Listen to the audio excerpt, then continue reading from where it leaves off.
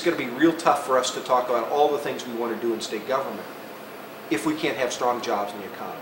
Okay. That's the benchmark, and that's where I think in the long run is going to be the determining factor about whether Ohio has a great economy and a place where my kids, who are 3 and 1, can come home when I get old.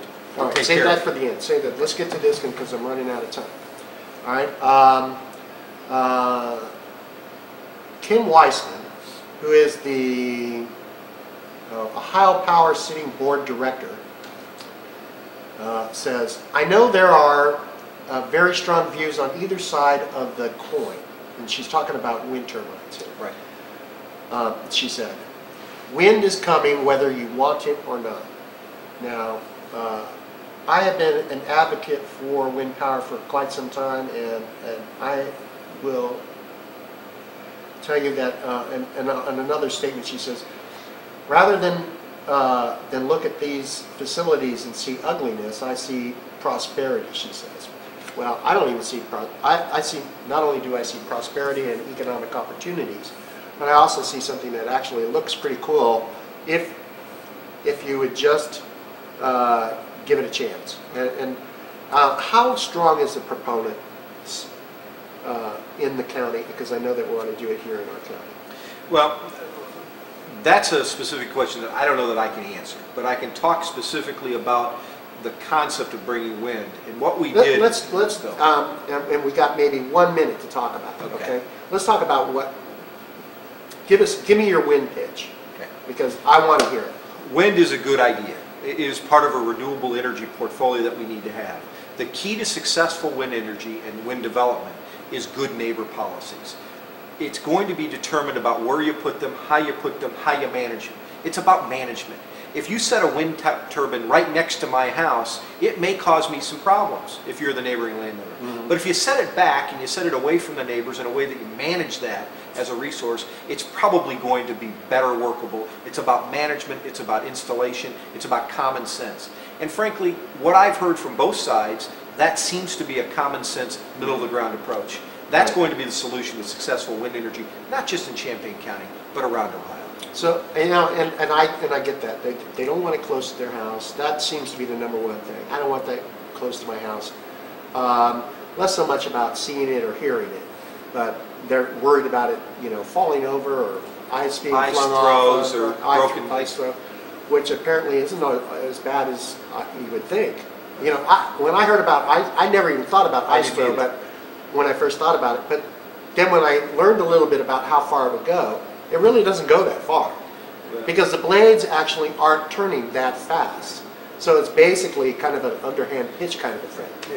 Here's the question. Again, it comes down to management. I'm not an expert on the wind turbines of the towers, and I wouldn't think most people would expect a state senator to be an expert on that. We have plenty of other experts, and that's why the Power Siting Board, the people who can get experts, can take testimony, make a fact-based determination, are going to be citing the large operations.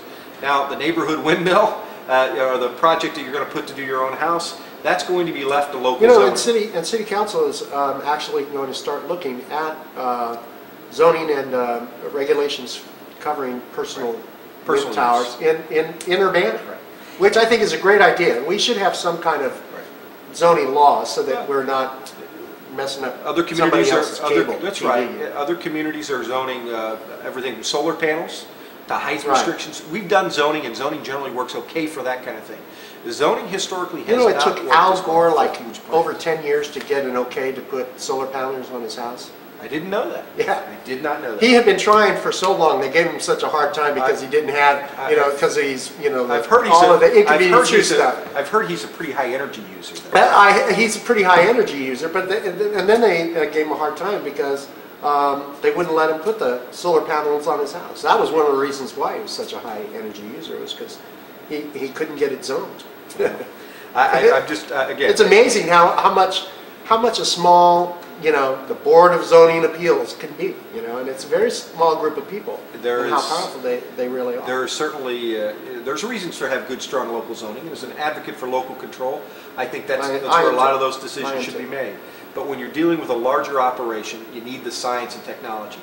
And frankly, I wouldn't want to burden the local Board of Zoning with they have to have the cost and expense of making the determination based on the science and technology of a large windmill or power siting operation. And that's why, frankly, the Power Siting Board is the right place to put that. They have the experts, they have the resources, but more importantly, they have the experience in dealing with those type of matters.